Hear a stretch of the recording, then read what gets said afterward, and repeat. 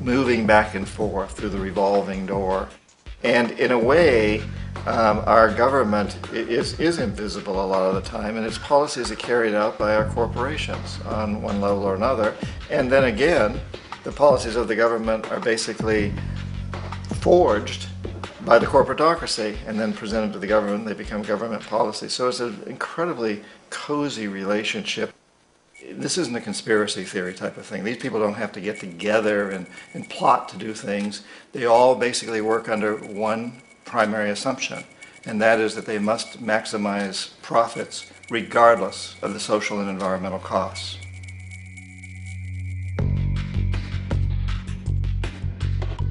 This process of manipulation by the corporatocracy through the use of debt, bribery, and political overthrow is called globalization.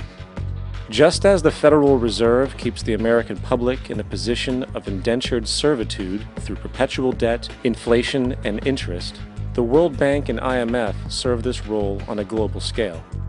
The basic scam is simple. Put a country in debt either by its own indiscretion or through corrupting the leader of that country, then impose conditionalities or structural adjustment policies, often consisting of the following. Currency devaluation. When the value of a currency drops, so does everything valued in it.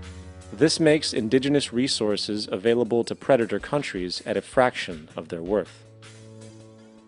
Large funding cuts for social programs.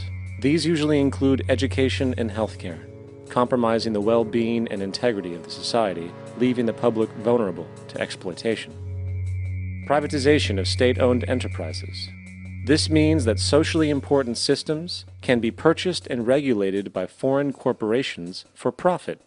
For example, in 1999, the World Bank insisted that the Bolivian government sell the public water system of its third largest city to a subsidy of the U.S. corporation Bechtel. As soon as this occurred, water bills for the already impoverished local residents skyrocketed. It wasn't until after a full-blown revolt by the people that the Bechtel contract was nullified. Then there is trade liberalization, or the opening up of the economy through removing any restrictions on foreign trade. This allows for a number of abusive economic manifestations, such as transnational corporations bringing in their own mass-produced products, undercutting the indigenous production and ruining local economies. An example is Jamaica, which, after accepting loans and conditionalities from the World Bank, lost its largest cash crop markets due to competition with Western imports. Today, countless farmers are out of work, for they are unable to compete with the large corporations. Another variation is the creation of numerous, seemingly unnoticed, unregulated, inhumane sweatshop factories, which take advantage of the imposed economic hardship. Additionally, due to production deregulation, environmental destruction is perpetual, as a country's resources are often exploited by the indifferent corporations while outputting large amounts of deliberate pollution. The largest environmental lawsuit in the history of the world today is being brought on behalf of 30,000 Ecuadorian Amazonian people against Texaco, which is now owned by Chevron. So today it's against Chevron, but for activities conducted by Texaco. Estimated to be more than 18 times what the Exxon Valdez dumped into the coast of Alaska. In the case of Ecuador, it wasn't an accident. The oil companies did it intentionally. They knew they were doing it to save money out there rather than arranging for proper disposal. Furthermore, a cursory glance at the performance record of the World Bank reveals that the institution, which publicly claims to help poor countries develop and alleviate poverty, has done nothing but increase poverty and the wealth gap, while corporate profits soar. In 1960, the income gap between the fifth of the world's people in the richest countries versus the fifth in the poorest countries was 30 to 1. By 1998, it was 74 to 1. While global GNP rose 40% between 1970 and 1985, those in poverty actually increased by 17%. While from 1985 to 2000, those living on less than $1 a day increased by 18%. Even the Joint Economic Committee of the U.S. Congress admitted that there is a mere 40% success rate of all World Bank projects. In the late 1960s, the World Bank intervened in Ecuador with large loans. During the next 30 years, poverty grew from 50% to 70%. Under or unemployment grew from 15 to 70%. Public debt increased from 240 million to 16 billion, while the share of resources allocated to the poor went from 20% to 6%. In fact, by the year 2000, 50% of Ecuador's national budget had to be allocated for paying its debts. It is important to understand the World Bank is, in fact, a U.S. bank, supporting U.S. interests, for the United States holds veto power over decisions, as it is the largest provider of capital. And where did it get this money? You guessed it, it made it out of thin air through the fractional reserve banking system. Of the world's top 100 economies, as based on annual GDP, 51 are corporations, and 47 of that 51 are US-based. Walmart, General Motors, and Exxon are more economically powerful than Saudi Arabia, Poland, Norway, South Africa, Finland, Indonesia, and many others. And as protective trade barriers are broken down, currencies tossed together and manipulated in floating markets, and state economies overturned in favor of open competition and global capitalism, the empire expands. You get up on your little 21-inch screen and howl about America and democracy. There is no America. There is no democracy. There is only IBM and ITT and AT&T and DuPont, Dow, Union Carbide, and Exxon.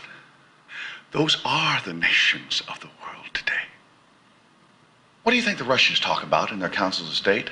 Karl Marx? They get out their linear programming charts, statistical decision theories, Minimax solutions, and compute the price-cost probabilities of their transactions and investments, just like we do. We no longer live in a world of nations and ideologies, Mr. Beale. The world is a college of corporations, inexorably determined by the immutable bylaws of business. The world is a business, Mr. Beale.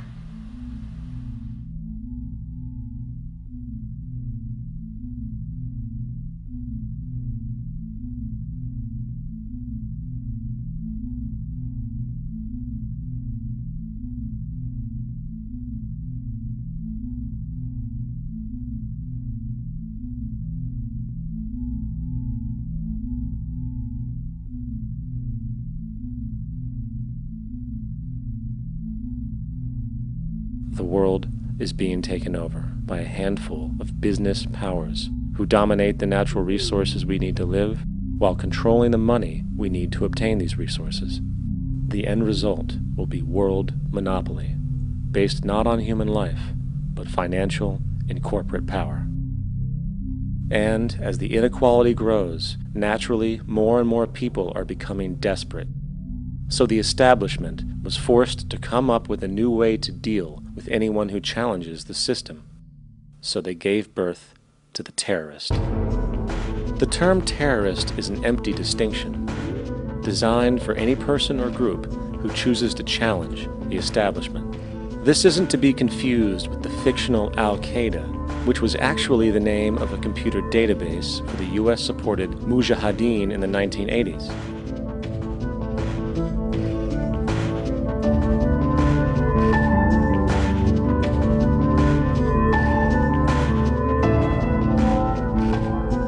In 2007, the Department of Defense received $161.8 billion for the so-called global war on terrorism. According to the National Counterterrorism Center, in 2004, roughly 2,000 people were killed internationally due to supposed terrorist acts.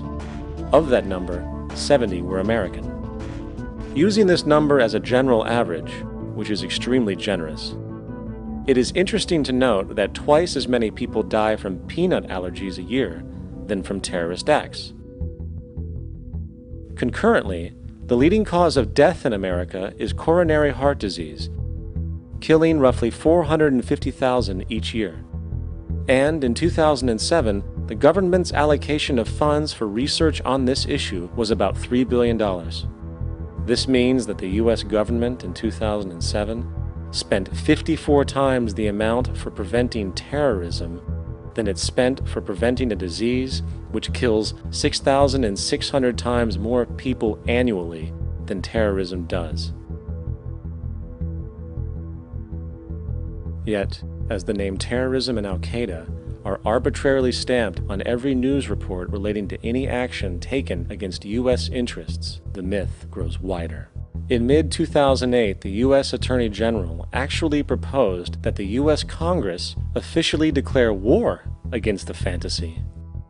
Not to mention, as of July 2008, there are now over 1 million people currently on the U.S. terrorist watch list.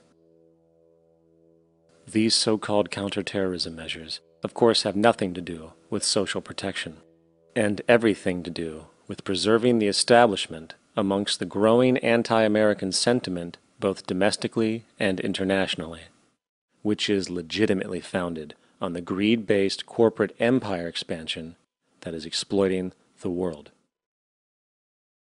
The true terrorists of our world do not meet at the docks at midnight or scream Allah Akbar before some violent action. The true terrorists of our world wear $5,000 suits and work in the highest positions of finance, government, and business. So, what do we do? How do we stop a system of greed and corruption that has so much power and momentum? How do we stop this aberrant group behavior which feels no compassion for, say, the millions slaughtered in Iraq and Afghanistan, so the corporatocracy can control energy resources and opium production for Wall Street profit?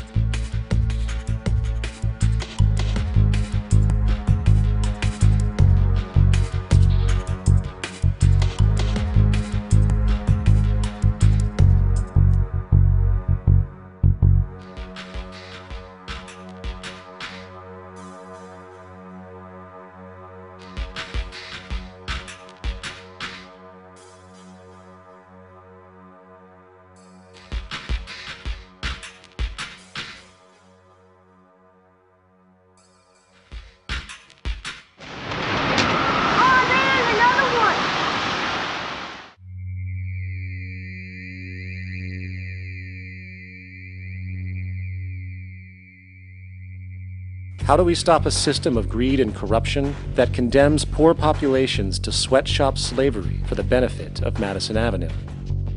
Or that engineers false flag terror attacks for the sake of manipulation? Or that generates built-in modes of social operation which are inherently exploitative? Or that systematically reduces civil liberties and violates human rights in order to protect itself from its own shortcomings?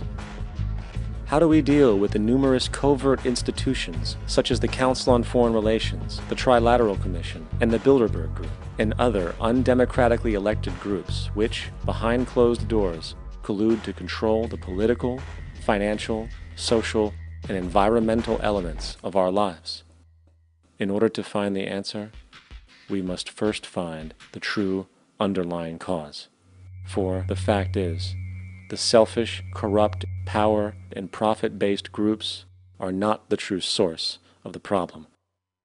They are symptoms.